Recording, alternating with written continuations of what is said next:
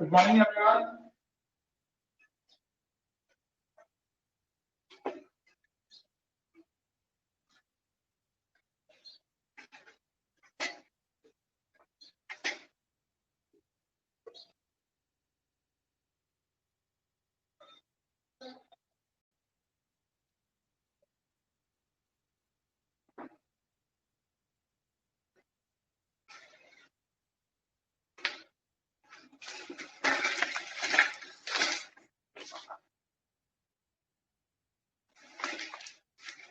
चलो तीनों स्टूडेंट्स हैं आज तो वेरी गुड। लास्ट टॉपिक क्या कर रहे थे बेटा, तुम बताएंगे आप में से कोई?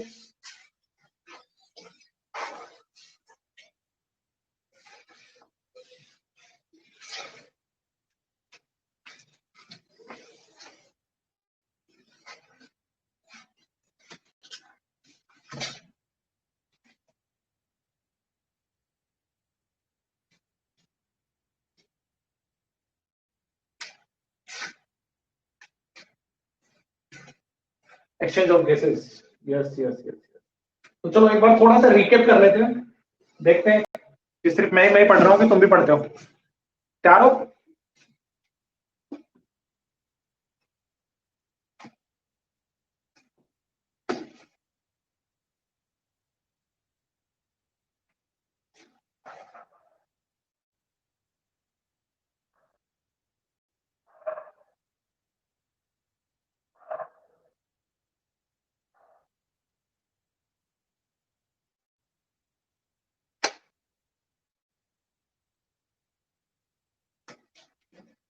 चालू करें क्या? पढ़ के आए हो कि नहीं पढ़ के? अभी तो बता दो, तो टाइम वेस्ट होगा काम का।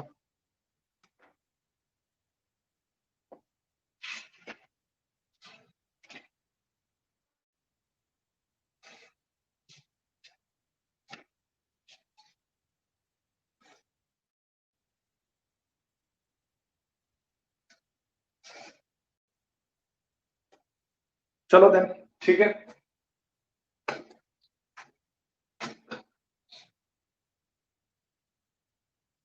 वाइटल फोर्स क्या होता है?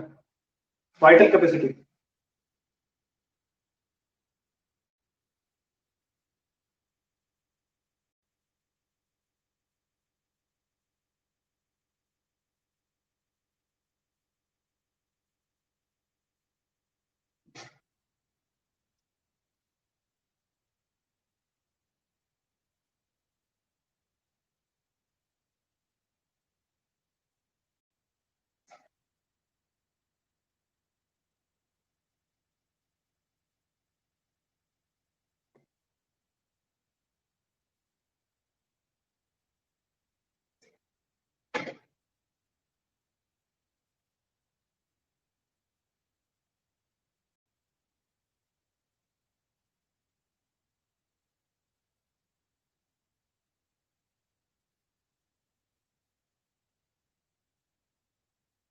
Okay, vital capacity. ठीक है।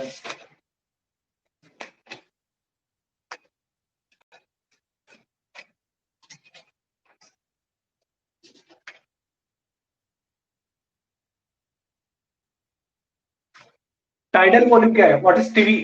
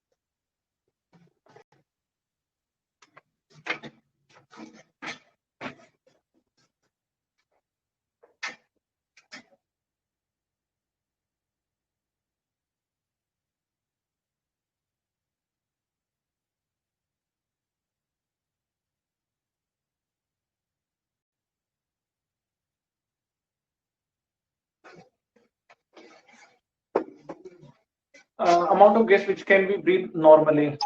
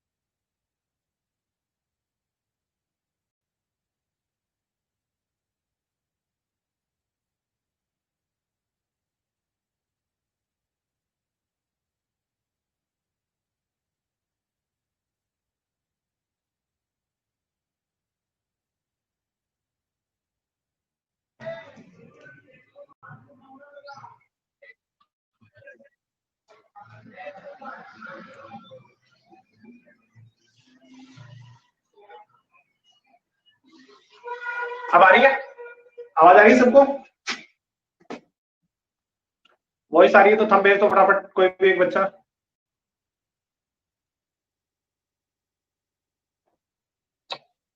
ठीक है, विशाल मुझे बताएगा व्हाट इज ब्रीथ। पहले विशाल, व्हाट इज ब्रीथ? मैंने क्वेश्चन पूछा था टाइडल वॉल्यूम, तो एज पर यू कि आपने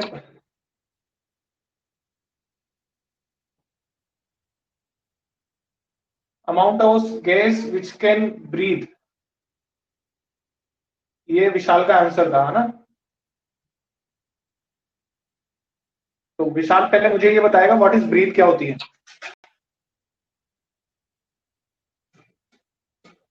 व्हाट वी ब्रीथ नहीं, व्हाट इज ब्रीथ। क्वेश्चन है व्हाट इज ब्रीथ।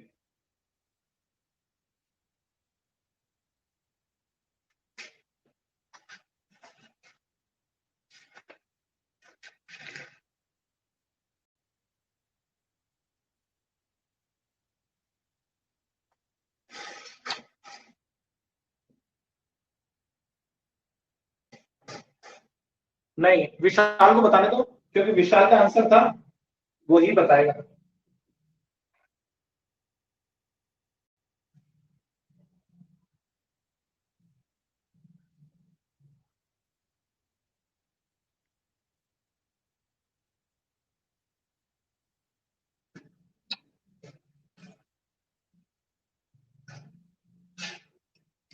तो सांस लेना तो दोनों चीज होती है। ब्रीथ के अंदर तो आप क्या करते हो, गैसेस अंदर भी लेते हो और गैसेस बाहर भी लेते हो, तो फिर वो तुम्हारा फर्स्ट आंसर सही कैसे हुआ? तुमने लिखा है the amount of gases which we breath, तो टोटल सम हो गया किसका, ले ऑक्सीजन या कंपोजिशन ऑफ गैस लेना और कंपोजिशन ऑफ गैस को रिलीज करना।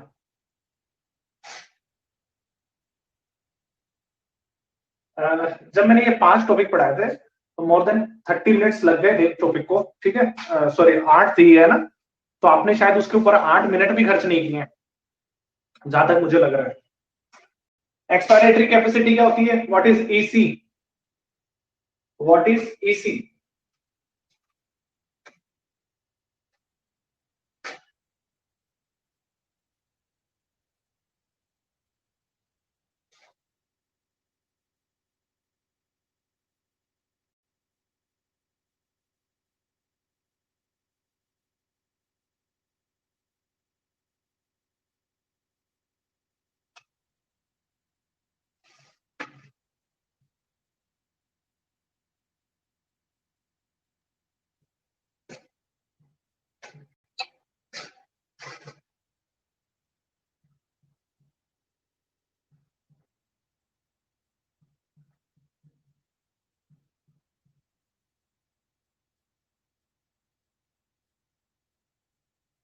Capacity to release gas according to Vishal.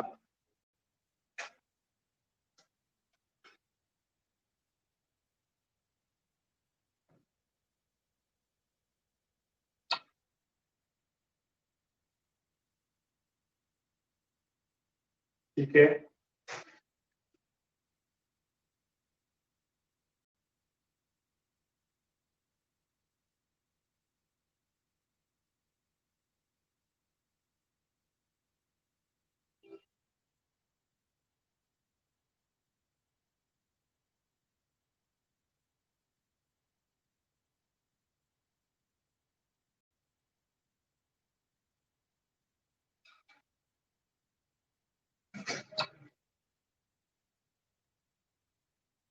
Yes, capacity पूछी मैंने, एक्सपायरेटरी कैपेसिटी क्या होती है, और इस चीज के अकॉर्डिंग ये आंसर इतना है, टीवी प्लस ईआरवी, और विशाल और सुमित दोनों के आंसर इस एक्सप्लेनेशन से मैच नहीं कर रहे हैं। क्या कारण है, मुझे तो नहीं समझ में आया इस चीज का, किस चीज का क्या रीजन है। मैंने पूछी बेटा expiratory capacity, EC, what is EC, और मेरे ख्याल से ईसी होती है TV plus ERB, TV plus ERB, और तुम्हारे किसी के भी आंसर इससे मैच नहीं हो रहे, क्या कारण है बताओगे?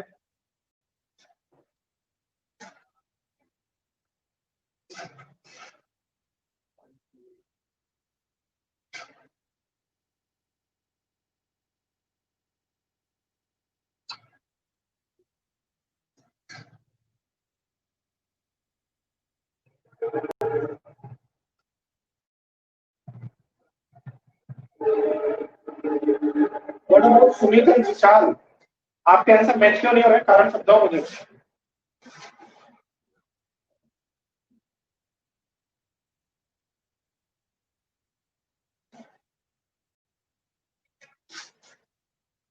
आपके आंसर इससे मैच क्यों नहीं हो रहे, कोई एक्सप्लेन करेगा दोनों में से?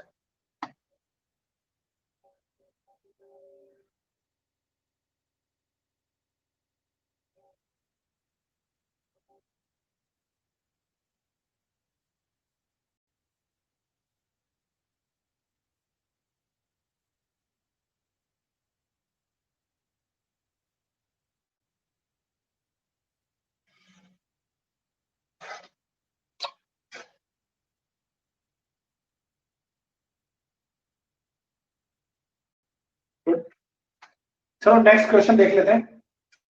What is IC, inspiratory capacity, what is inspiratory capacity, explain करके बताओगे, शॉर्ट फॉर्म में कोई आंसर नहीं देगा, डिटेल में लिख के बताएंगे, एक्सप्लेनेशन पूरी डेफिनेशन पूछिए, शॉर्टकट कोई नहीं बताएगा।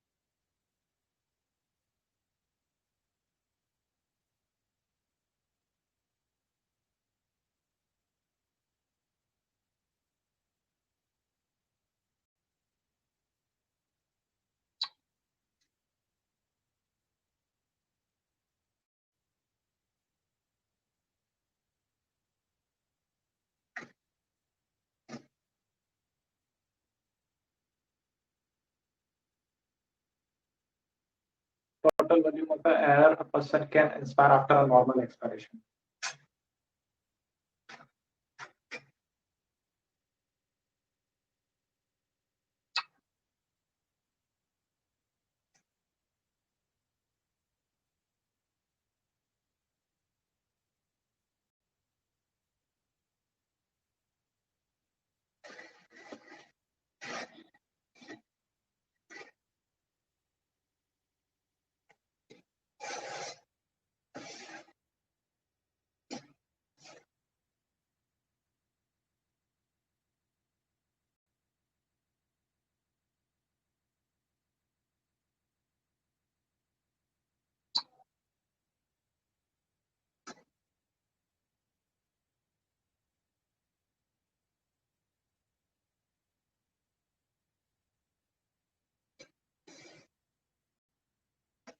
Sumit, seriously? Check your answer. Is it right?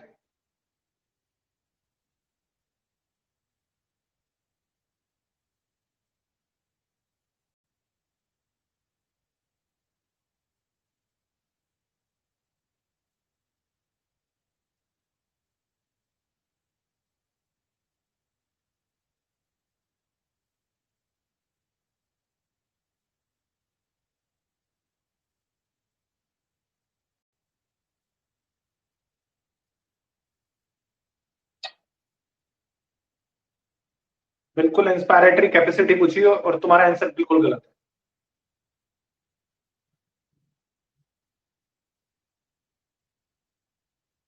जबकि मैंने बताया था ये कई जगह पूछा जाता है एग्जाम में, और मतलब तुम्हारे हर क्वेश्चन पे अगर डाउट आ रहा है तो फिर तो बहुत गलत चीज है।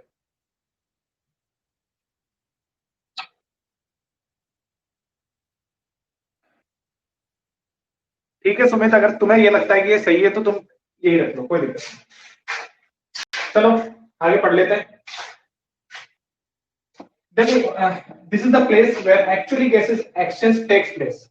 आज का टॉपिक है वो 3 टॉपिक को एक ही डायग्राम में कवर करके समझा रहा हूँ, वो समझ लो तुम। एक्सचेंज ऑफ गैसेस चल रहा था, एक डायग्राम मैंने समझा दिया था, this is the last diagram.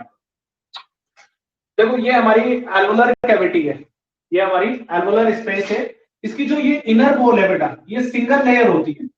ये जो वॉल है ना, ये सिंगल लेयर है, एपिथेलियल वॉल है। ये एपिथेलियम से मिलकर के बनी हुई वॉल होती है और सिंगल लेयर होती है जो बहुत थिन हो जाती है, बहुत पतली हो जाती है अपने आप, बहुत बहुत पतली है। यहां से क्या किया जा सकता है, गैसेस को भी क्या करवाया जा सकता है, एक्सचेंज करवाया जा सकता है। यहां से क्या करवाया जा सकता है, गैसेस को बहुत प्यार से क्या करवाया जा सकता है, एक्सचेंज करवाया जा सकता है। This is the right place जहां से हम क्या कर लेते हैं, गैसेस को क्या कर लेते हैं, एक्सचेंज कर लेते हैं। देखो ये वाली है जो ये कैपिलरी वॉल है हमारी, कैपिलरी डक्ट है ये भी सिंगल लेयर होती है। कैपिलरी तो अपने आप में पतली लेयर होती है, कैपिलरी की जो वॉल होती है वो अपने आप में बहुत पतली होती है। कैपिलरी की जो वॉल होती है वो अपने आप में क्या होती है, बहुत पतली होती है। ठीक है, अब दूसरी चीज हम क्या ले आए, हमारे पास में ये क्या है, एल्वुलाई है। यहाँ पे हमारी क्या हो रही है, गैसेस आ रही है और गैसेस जा रही है, एयर। ये हमारी क्या है, एल्वुलाई है, ये हमारी क्या है, एल्वुलाई है। ठीक है, यहाँ पे जैसे ही गैसेस आती है, इसका प्रेशर इस जगह पे एल्वुलाई जो आएगी, इसमें ऑक्सीजन का प्रेशर जो होता है वो लगभग 101 पॉइंट समथिंग mmHg होता है। अब जो हमारी आरबीसी, जो हमारी ब्लड सेल्स आ रही है इसमें, जो ये डक्ट लेके आ रही है हमारे, क्या लेके आ रही है, ब्लड लेके आ रही है, उसके अंदर उसका प्रेशर अराउंड 40 ही होता है। उसके अंदर हमारा ब्लड का जो प्रेशर है वो बहुत कम होता है। ब्लड के अंदर हमारे ऑक्सीजन का जो प्रेशर होता है वो बहुत कम होता है। ब्लड के अंदर हमारे जो ऑक्सीजन का प्रेशर होता है वो बहुत कम होता है। कितना होता है हमारे ब्लड में, देखो ये तो था कितना, जो ये अंदर का था ये तो था 101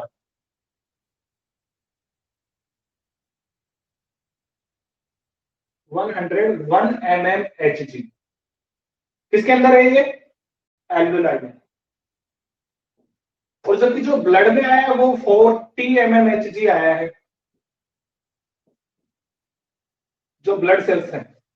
तो इसका फायदा क्या मिलेगा, ये जो ब्लड, यहाँ पे जो ऑक्सीजन होगी वो तेजी से ट्रेवल करके किसके अंदर चली जाएगी, ब्लड के अंदर चली जाएगी, सिंपल डिफ्यूजन के साथ। सिंपल डिफ्यूजन के साथ में क्या होगा, ऑक्सीजन ट्रेवल करके कहां चली जाएगी, ब्लड में चली जाएगी। ठीक है। हाँ 104 101 मान लो, 104 मान लो, 101 बताया होगा चैट में, बाहर की तरफ 159 के आसपास था, या 101 के आसपास बताया था।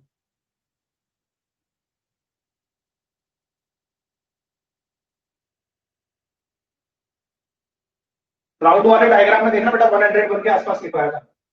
ठीक है, तो ये तेजी से एक्सचेंज हो जाती है क्या, oxygen. This is the region where how oxygen exchange, this is the only region. इसी वजह से क्या हो जाती है, ऑक्सीजन क्या होती है, और इसके बाहर का जो प्रेशर होता है ना पूरा 159 था, तो ऑक्सीजन के अंदर आने का कारण तो ये प्रेशर हो गया कि भाई यहाँ पे ज्यादा था और यहाँ पे कम था, तो ऑक्सीजन अंदर आ गई, और यहाँ से यहाँ क्यों चली गई, एक तो एंडोथेलियम की वॉल है, सिंगल वॉल कैपिलरीज है, तेजी से गैस को क्या कर देती है, गिफ्ट कर देती है ब्लड को, और यही ब्लड फिर आगे वापस चला जाता है।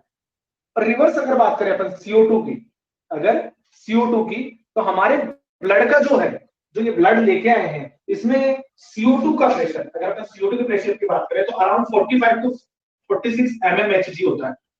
और जो जो एल्वोलाइज है, ये तो हमारे को किसकी बात कर रहे हैं अपन, ब्लड वाले पार्ट की। और अगर हम कैपिलरी वाले पार्ट की बात करें तो जो CO2 का जो प्रेशर है वो 40 mmHg के समथिंग, मतलब CO2 का प्रेशर इस ब्लड में तो ज्यादा है, एल्वोलाई में क्या है, कम, तो फटाफट CO2 क्या कर दी जाती है, बाहर डाल दी जाती है।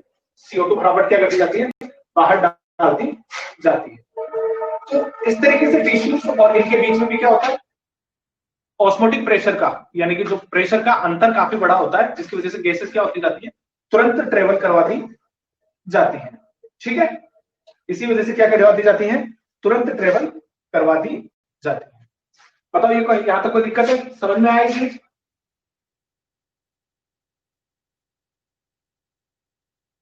ये वाला पार्ट समझ में आ गया सबको।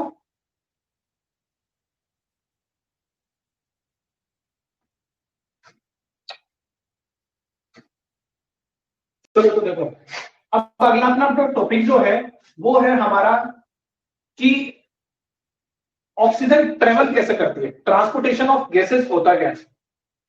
नियति को नहीं आया है, नियति को देखो, एक सिंपल सा प्रोसेस समझ लो तुम, एक सिंपल सी बात है यहाँ पे कि अगर किसी चीज के अंदर प्रेशर ग्रेडियंट का अंतर होगा, किसी जगह प्रेशर का अंतर होगा, तो हाई प्रेशर से गैसेस लो प्रेशर की तरफ मूव करती है, हाई प्रेशर से लो प्रेशर की तरफ गैसेस क्या कर जाती है, मूव कर जाती है।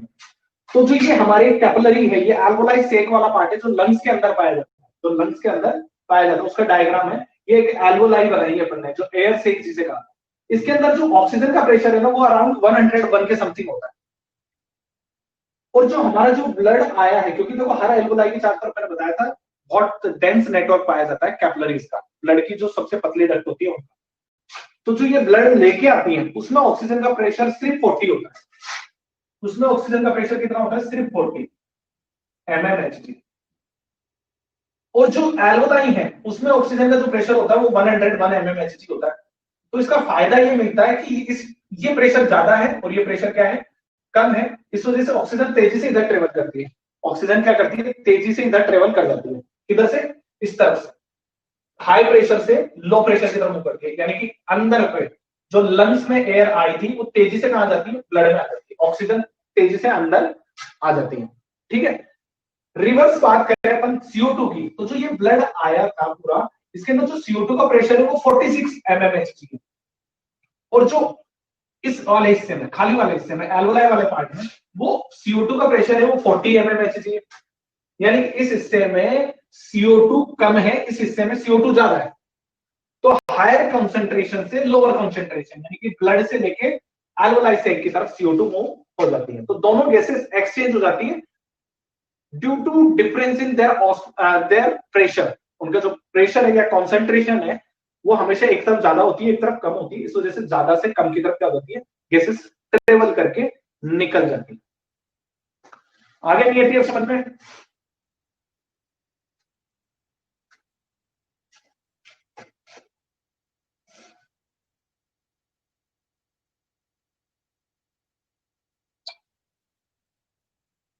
चलो अब अगला अपना जो टॉपिक है वो है ट्रांसपोर्टेशन ऑफ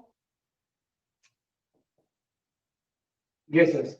गैसेस ट्रांसपोर्ट कैसे करें, भाई ये तो एक्सचेंज करके ब्लड में डाल दी, एक्सचेंज करके ब्लड में डाल दी, इनको लेके कैसे जाए पूरी बॉडी के अंदर, उनको पूरी बॉडी के अंदर लेके कैसे जाए? तो देखो ऑक्सीजन है ना, उसका लगभग 3% हिस्सा हमारा प्लाज्मा ले जाता है, ब्लड के साथ में जो पाया जाता है वो डिसॉल्व कर लेता है ऑक्सीजन और वो पूरी बॉडी तक पहुंचा देता है।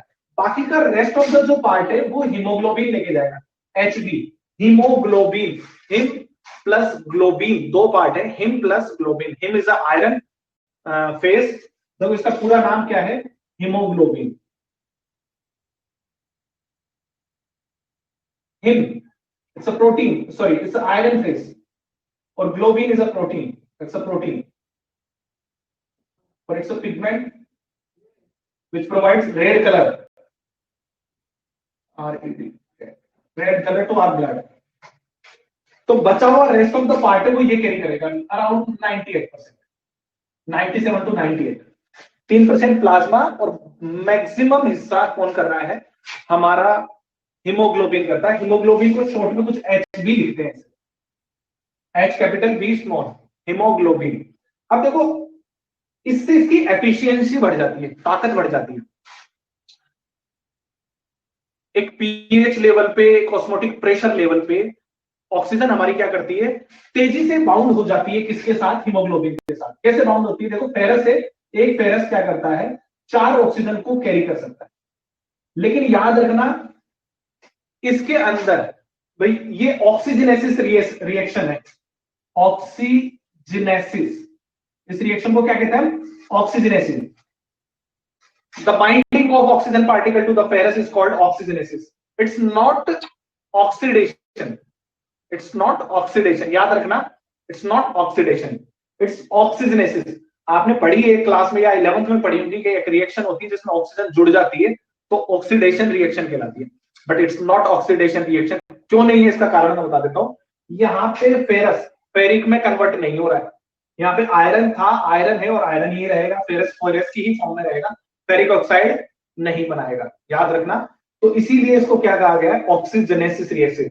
It's not oxidation, it's not a oxidation reaction. यहाँ पे ऑक्सीजन इसको तोड़ नहीं रहे हैं, जोड़ नहीं रहे हैं, हम ऑक्सीजन सिर्फ इसके साथ जुड़वा रहे हैं। और जुड़ भी क्यों रहा है ये भी समझ लो, जुड़ क्यों रहा है, ऑक्सीजन का प्रेशर बहुत ज्यादा है, तेजी से क्या होने लगता है, ऑक्सीजन इसके साथ क्या हो जाता है, बाइंड हो जाता है, तेजी से इसके साथ क्या हो जाता है, ऑक्सीजन बाइंड होना चालू हो जाता है।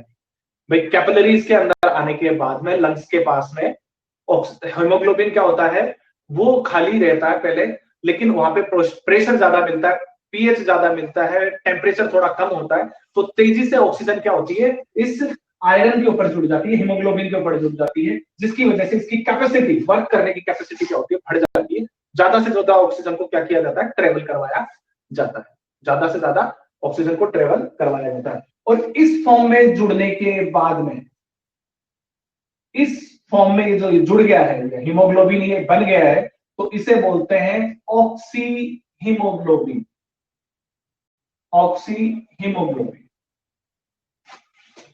ये बात हो रही है कहां पे, हमारे लंग्स की, ये बात हो रही है हमारे लंग्स के अंदर, कैपिलरीज हैं उसके अंदर, ऑस्मोटिक सॉरी गैसेस के बहुत ज्यादा प्रेशर की वजह से, गैसेस के बहुत ज्यादा प्रेशर की वजह से ऑक्सीजन तेजी से इसके ऊपर क्या हो जाता है, जुड़ जाता है, ऑक्सीजन तेजी से इस पे क्या हो जाता है, जुड़ जाता है। इसके कंधे के ऊपर हो गया सवार।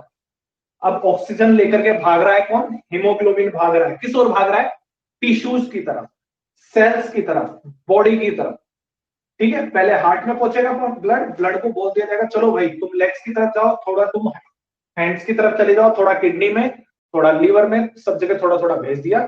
अब ब्लड लेके जा रही है कौन, हीमोग्लोबिन। इस हीमोग्लोबिन को नाम क्या दे दिया आपने, ऑक्सी हीमोग्लोबिन। क्यों जुड़ा हुआ है, क्योंकि प्रेशर बहुत ज्यादा है, टेम्परेचर बहुत कम है, पीएच बहुत मेंटेन है। अब ये पहुंच गया टिश्यू पे, ऑक्सी हीमोग्लोबिन हमारा पहुंच गया किसी टिश्यू पे। अब टिश्यू में क्या हो जाएगा, ऑक्सीजन का प्रेशर 40, बिल्कुल कम हो गया, क्योंकि उसके पास ऑक्सीजन तो है ही नहीं। ऑक्सीजन तो सारी किसने ले रखी है, हीमोग्लोबिन ने ले रखी है। अब हीमोग्लोबिन वहां पे क्या करने लगेगा, वापस डिसोशिएट हो जाएगा, टूट जाएगा, हीमोग्लोबिन वापस टूट जाएगा। ये ऑक्सीजन है ना, ये किसको दे दी जाएगी, टिश्यू को दे दी जाएगी। ये ऑक्सीजन किसको दे देंगे हम, टिश्यू को दे देंगे, वापस टिश्यू को डोनेट कर देंगे। यहां पे हमने ऑक्सीजनेसिस करवाया था जो, ताकि उसको पावर मिल गई थी, क्या मिल गई थी, पावर मिल रही थी कि ऑक्सीजन ज्यादा से ज्यादा जुड़ जाए, ज्यादा से ज्यादा जुड़ जाए।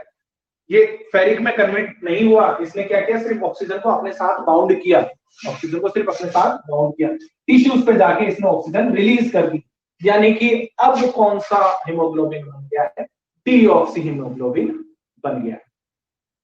यहाँ पे अब CO2 को ये क्या करेगा, वापस लेकर के जाएगा। यहाँ पे अब CO2 बची है, तो अब ये ऑक्सी हीमोग्लोबिन से नॉर्मल हीमोग्लोबिन और अब डीऑक्सी ब्लड बन गया है, ये डीऑक्सीजनेटेड ब्लड। इस तरीके से क्या करती हैं, क्योंकि ये प्रेशर पे डिपेंड करता है, तो अगर अपन इसके और इसके बीच में, इसके एक ऑस्मोटिक प्रेशर, यानी कि जो हमारे गैसेस का प्रेशर था 0, 20, 40, 60, 80 और 120 ऐसे 100, ऐसे अगर अपन एक ग्राफ बना ले किसका, प्रेशर का और ऑक्सीजन की सेचुरेशन का, 0 से बना दिया, तो 20, 40, 60, 80, 100, 120, तो हम देखेंगे हमें एक सिग्मोइड ग्राफ मिलेगा एस शेप का, इंग्लिश के अल्फाबेट एस शेप का, जो ये डिनोट करता है कि जैसे जैसे प्रेशर बढ़ता चला जाएगा ऑक्सीजन की सेचुरेशन हीमोग्लोबिन पे बढ़ती चली जाएगी। ट्रांसपोर्टेशन को शो करता है ये हीमोग्लोबिन में, डिसोसिएशन कर्व शो करता है कि डिसोसिएट हो जाती है ऑक्सीजन एक लेवल पे आने के बाद में। अगर हम प्रेशर को गिरा दें, अगर हम प्रेशर डिक्रीज कर दें, तो हमारा क्या हो जाएगा, ऑक्सीजन वापस क्या हो जाएगी, खाली हो जाएगी, ऑक्सीजन क्या हो जाएगी, खाली हो जाएगी। याद रखना, इस एक स्टेट पे आने के बाद में 100 के आसपास आने के बाद में ये ग्राफ सीधा हो जाता है, स्ट्रेट हो जाता है, सैचुरेटेड शन को शो करता है कि इससे ज्यादा ऑक्सीजन ये ऐड नहीं कर सकता, इससे ज्यादा ऑक्सीजन ये ऐड नहीं करता। सिग्मोइड ग्राफ की सैचुरेशन फेज को शो करता है।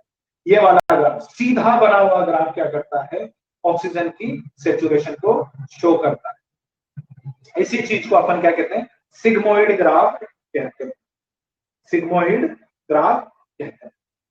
ठीक है, अगर अपन एक चीज देखें, अगर ब्लड में मान लो CO2 की मात्रा ज्यादा है, CO2 की मात्रा ज्यादा है, ठीक है, तो उस कंडीशन में हमारा जो ऑक्सीजन है, जो हमारा ऑक्सीजन है जो हीमोग्लोबिन पे जुड़ा हुआ है, जिसे हम ऐसे लिखते हैं HbO2, इसका मतलब है ऑक्सी हीमोग्लोबिन, इसका मतलब है ऑक्सी हीमोग्लोबिन। तो ये होता क्या है, CO2 के अंतर के ऊपर, अगर CO2 ज्यादा है ना, तो इसका डिसोसिएशन जल्दी होगा, टूट जल्दी जाएगी। इस इफेक्ट को हम क्या कहते हैं, बॉहर इफेक्ट कहते हैं। और ये ग्राफ थोड़ा सा लेफ्ट साइड में झुक जाएगा, ग्राफ क्या होता है हमारा, थोड़ा सा लेफ्ट की तरफ झुक जाता है। इसी चीज को कहा गया है बॉहर इफेक्ट। ये आपकी बुक में नहीं है, ये तो मैंने ऐसे अलग से बता दिया। इसे क्या कहते हैं, बॉहर इफेक्ट कहते हैं, बॉहर इफेक्ट कहते हैं। ठीक है ना। अब आते टाइम क्या होगी, CO2 जुड़ के आएगी, ऑक्सीजन हीमोग्लोबिन पे क्या हो जाएगी, CO2 जुड़ जाएगी। आज तो ये बहुत कम पार्ट होता है, 20 से 25% ही जुड़ती है। इसे बोलते हैं कार्बन अमीनो या कार्बेमिनो हीमोग्लोबिन। अब इस हीमोग्लोबिन को नाम क्या दे देंगे अपन, कार्बेमिनो हीमोग्लोबिन। ऑक्सी हीमोग्लोबिन नाम दिया था कब हमने, ये नाम कब दिया था, जब ऑक्सीजन जुड़ी थी। ये कब नाम दे रहे हैं, जब हमारी इस पे क्या जुड़ जाएगी, CO2 जुड़ जाएगी। जब इस पे हमारी क्या जुड़ जाएगी, CO2 जुड़ जाएगी। सिग्मोइड ग्राफ समझ में नहीं आया। सिग्मोइड ग्राफ बेटा एक चीज बस इतना सा शो कर रहा है कि जैसे जैसे प्रेशर बढ़ता चला जाएगा, जैसे जैसे क्या होता जाएगा, प्रेशर बढ़ता चला जाएगा, ठीक है, ऑक्सीजन का प्रेशर क्या होता जाएगा, इंक्रीज होता जाएगा। हीमोग्लोबिन देखो, यहाँ पे हीमोग्लोबिन कम जुड़ेगी, यहाँ पे और थोड़ी बढ़ेगी, यहाँ पे थोड़ी बढ़ेगी, और सो पे आते आते हीमोग्लोबिन सारी ऑक्सीजन को कैरी कर लेगा। मतलब एक ग्राफ बना रहे हैं किसके किसके बीच में, हीमोग्लोबिन के बीच में और ऑक्सीजन का जो प्रेशर है उसके बीच में। तो हम देखेंगे कम प्रेशर होगा तो ऑक्सीजन कम जुड़ेगी हीमोग्लोबिन पे, लेकिन अगर ज्यादा प्रेशर होगा तो ज्यादा से ज्यादा जुड़ती चली जाएगी। तो जैसे जैसे प्रेशर बढ़ेगा, जैसे जैसे प्रेशर बढ़ेगा, वैसे वैसे हमारी क्या होती जाएगी, ऑक्सीजन के साथ बाइंडिंग होना की कैपेसिटी क्या हो जाएगी, ज्यादा हो जाएगी। और इसके बीच में ऑक्सीजन की सैचुरेशन कंडीशन और ऑक्सीजन के प्रेशर के बीच में अगर अपन एक ग्राफ बजाएं तो हमें क्या बनेगा, एक सिग्मोइड ग्राफ मिलेगा। ये तो हमारा क्या है, ये जो चीज शो हो रही है ना इधर वाली, ये सैचुरेशन को शो कर रहा है कि कितनी सैचुरेशन हो गई, यानी कि ऑक्सीजन की क्वांटिटी, और ये ऑक्सीजन का प्रेशर, ये mmHg में होगा। ठीक है, इस चीज को शो कर रखा है। इस चीज को शो किया है कि अगर अपन देखो, जैसे मान लो अपन ने मान लो ऑक्सीजन का प्रेशर कम रखा है यहाँ पे, तो हमारी जो बाइंडिंग कैपेसिटी होगी वो भी कम होगी। अगर ऑक्सीजन का प्रेशर हम बढ़ाता जाए, 100 पे आने के बाद लगभग क्या हो जाता है, ऑक्सीजन क्या हो जाती है, सैचुरेटेड हो जाती है सारी। हीमोग्लोबिन पूरी ऑक्सीजन को कर्व कर लेता है, मतलब घुमा अपने पास ट्रैप कर लेता है। और इन दोनों के बीच में जो ग्राफ बनता है उसे हम सिग्मोइड ग्राफ कहते हैं। उसे हम क्या कहते हैं, सिग्मोइड ग्राफ कहते हैं।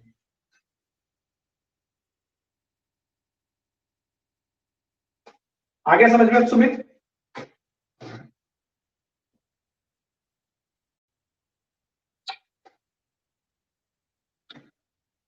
हाँ एग्जैक्टली कुछ ऐसा कह सकते हैं। वैसे तो इसका एक रेशियो अलग ही होता है, लेकिन ऐसा कह सकते हैं।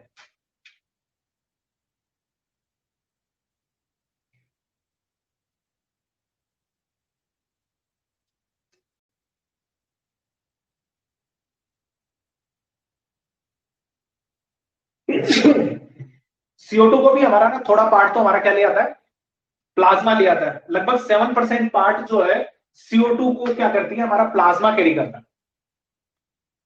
कुछ पार्ट जो कार्ब अमीनो के रूप में है, ये लगभग 23% या 25% जैसा कि मैंने बताया, वो इस रूप में आता है। बाई आता है, जो मैक्सिमम पार्ट है वो बाइकार्बोनेट्स के रूप में आता है। ज्यादातर पार्ट से वो बाइकार्बोनेट्स के रूप में आता है। ठीक है, जो आरबीसी के साथ एंटर कर जाता है, जुड़ जाता है आरबीसी से, और बाइकार्बोनेट एटम्स बना लेता है। HCO3 हाइड्रोजन के साथ जुड़ करके क्या बना लेता है, बाइकार्बोनेट एटम्स बना लेता है। ठीक है, जिसके बारे में अपनी बुक में इतना एक्सप्लेन नहीं है, डिटेल नहीं दे रखा है। HCO3 दे रखा है बाइकार्बोनेट्स के रूप में। ये आरबीसी उसको कहां तक लेके आती है फिर देखो ना, याद रखना, जो हीमोग्लोबिन है वो हमारा सिर्फ 25% पार्ट का लेके आता है, CO2 का लेके आता है। मैक्सिमम पार्ट है वो हमारी आरबीसी कैरी करके लेके आ रही है। थोड़ा बहुत पार्ट हमारे प्लाज्मा भी कैरी करता है, ऐसा नहीं। 7% पार्ट सिर्फ प्लाज्मा, लगभग 25% पार्ट हमारे हीमोग्लोबिन, और मैक्सिमम जो हिस्सा है 70% के समथिंग, वो हिस्सा हमारे आरबीसी लेके आती है। वो सिंपल डिफ्यूजन के थ्रू सोडियम सॉरी बाइकार्बोनेट बना लेते हैं, HCO3 बन जाता है इसमें, और ये HCO3 आरबीसी के थ्रू आ जाता है कहाँ पे, एल्वोलाइट्स पे, वॉल पे, और वहां पे क्या कर लिया जाता है, एक्सचेंज कर लिया जाता है। उस टाइम क्या कर लिया जाता है, उसको वॉल पे ला करके क्या कर लिया जाता है, एक्सचेंज कर लिया जाता है, जिसकी वजह से डीऑक्सीजनेटेड ब्लड, ठीक, डीऑक्सीजनेटेड ब्लड हर टाइम लगभग क्या करते रहते हैं, डिलीवर करते रहते हैं। और इसकी क्वांटिटी अपने बुक में बता रखी है कि 100 ml डीऑक्सीजनेटेड ब्लड किया जाता है। 4 ml ब्लड, जिसमें से क्या होता है, 4 ml क्या होती है, CO2 ही होती है। मतलब काफी बड़ा अमाउंट है। अगर अपन देख रहे हैं कि 100 ml ब्लड अपना एल्बोलाई में आया, तो उसमें से 4 ml आराम से क्या पहुंच जाएगी, CO2 पहुंच जाएगी। चलो यहां तक आ गया समझ में?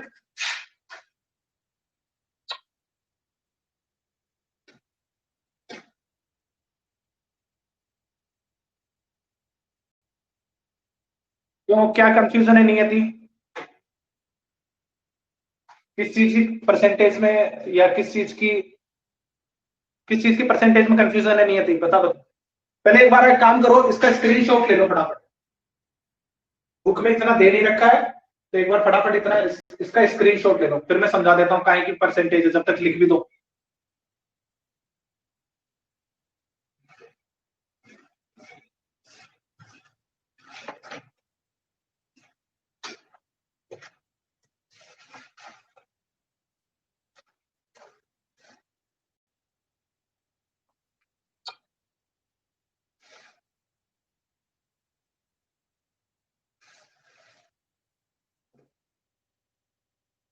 बोर्ड क्लियर क्यों नहीं है भाई? सबके ही नहीं है या नियति के नहीं है?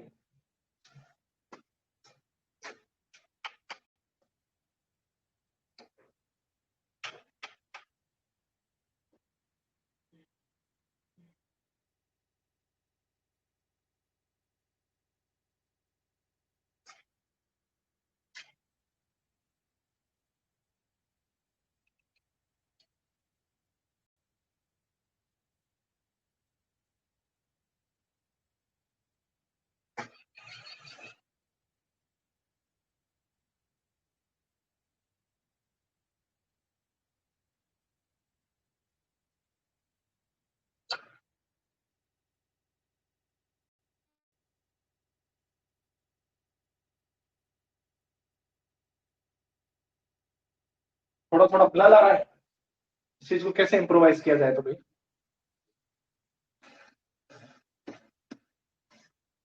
एक मिनट वेट कर लो, शायद आ जाएगा क्लियर।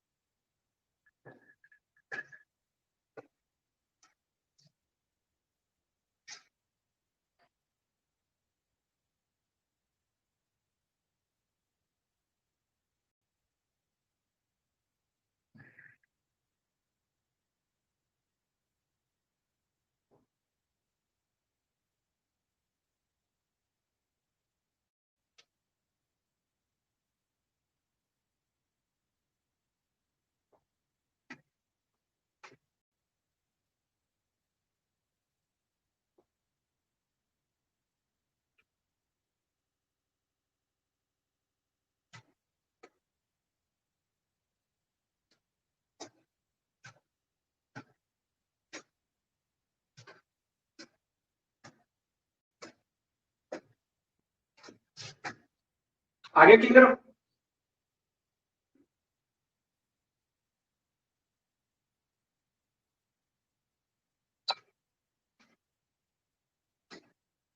ओके देन, अब मैं हटा रहा हूं। अब नियति बताएगी किस चीज की परसेंटेज में दिक्कत आ रही है।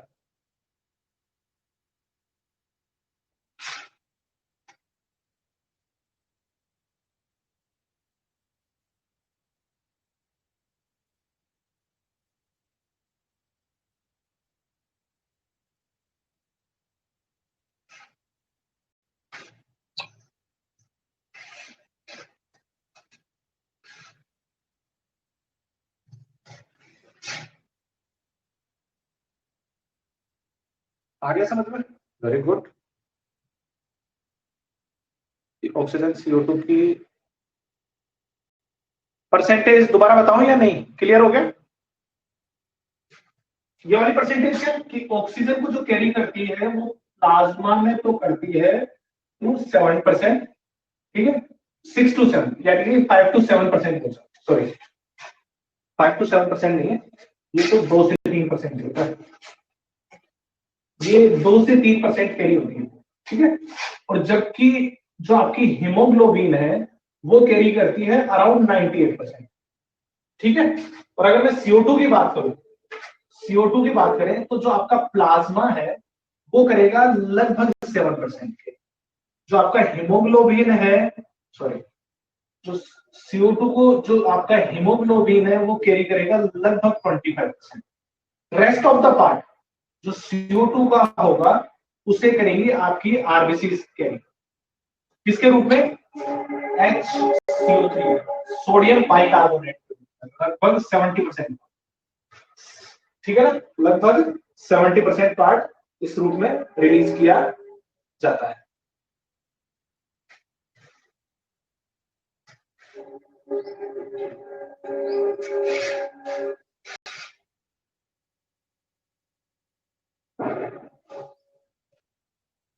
और इसको अगर सेचुरेटेड कर ले तो अपन ये बन जाता है H2CO3। ये कार्बोनिक एसिड हो गया, क्या हो गया? कार्बोनिक एसिड, ठीक है। तो इसको ब्लड है ना क्या करता है, वापस रिलीज करवाता है, किस फॉर्म में? देखो, इसको दोबारा एटम तोड़ करके पहले HCO3 के रूप में, बाइकार्बोनेट के रूप में, फिर H+ आयंस तो इसमें से रिमूव करवा देते हैं हम, और फिर बचता है हमारे पास में CO2 के एटम्स, जो कार्बन डाइऑक्साइड के एटम्स है, उस फॉर्म में इसको क्या किया जाता है।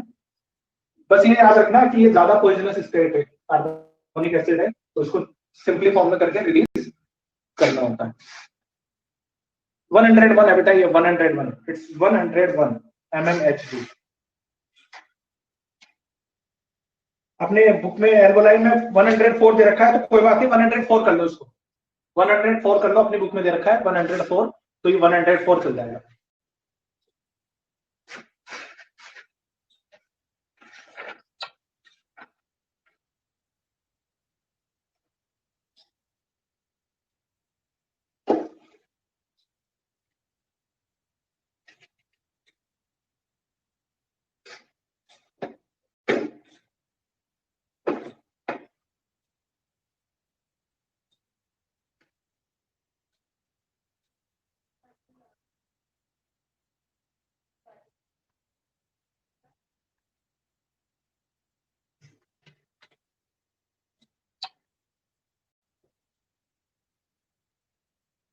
तो बेटा मैंने बताया ना, इधर देखो ये 2 से 3% होगा तो ये 97 से 98 अपना आप हो गया ना। इसको समझो, यहाँ पे मैंने कितना लिखा है 2 से 3, तो ये 97 से 98 हो गया।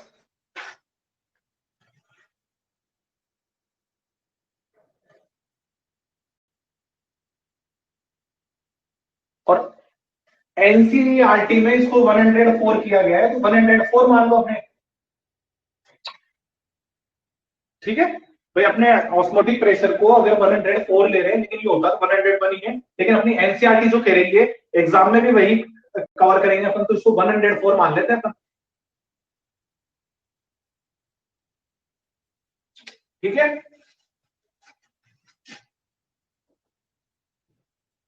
विशाल आया बेटा समझ में?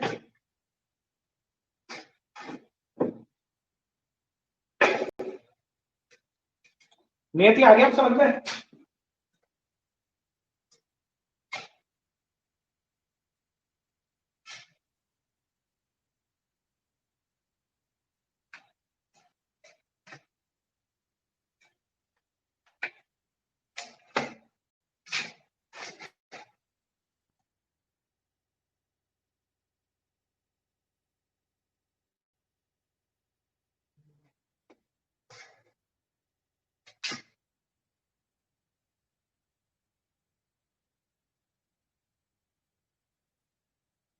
ओके देन, एक टॉपिक बच गया इसका कि कौन कंट्रोल करता है, मेडुला ऑब्लांगेटा करता है, वैसे तो कोई दिक्कत है। ठीक है, अब अपने को करना क्या है, 3 तो डिसऑर्डर पढ़ने और एक वो तो मैं नेक्स्ट क्लास में पढ़ाऊंगा। फ्राइडे को तुम्हारा रिटर्न टेस्ट होगा, फ्राइडे को तुम्हारा रिटर्न टेस्ट होगा। आज मंडे है, ट्यूसडे वेडनेसडे को ये चैप्टर खत्म करवा दूंगा मैं, है ना। और फिर तुम्हारा फ्राइडे बचेगा तुम्हारे पास में, तो फ्राइडे को तुम्हारा टेस्ट है, इसका रिटर्न टेस्ट होगा, है ना। पूरे चैप्टर का पूरा चैप्टर दूंगा, तुम्हें डायग्राम्स की अच्छे से प्रैक्टिस करनी है। अगर कोई टॉपिक नहीं समझ में आया, कोई डाउट हो, तो तुम्हारे पास में वेडनेसडे पूछ लेंगे, वेडनेसडे को इसके सारे क्वेश्चन पूछ सकते हो। ठीक है,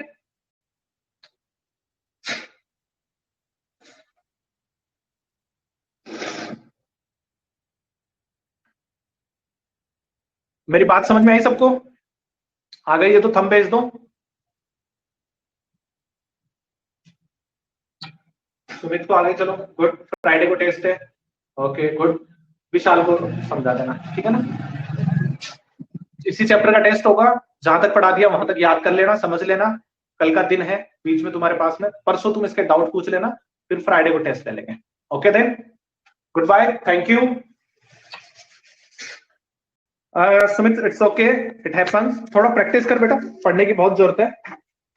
हमारे पास एक ही नाव है, that is to become a doctor, और उसके लिए हमें 11th नहीं स्किप करनी होती। 11th is the most important class. Biology is the main subject of clearing NEET. बच्चे इसको सब्स्टिट्यूट की तरह बिहेव कर सकते हैं कि ना फिजिक्स केमिस्ट्री हार्ड है तो उसको ज्यादा फोकस करते हैं। नीट का बेस नहीं, नीट का साम दाम दंड भेद सिर्फ बायोलॉजी होती है। ठीक है, बायोलॉजी का बच्चे हो तो इस चीज को अच्छे से गार्ड बांध लो कि बायोलॉजी के बिना नीट नहीं हो सकती है कहीं भी। चलो देन, सी यू।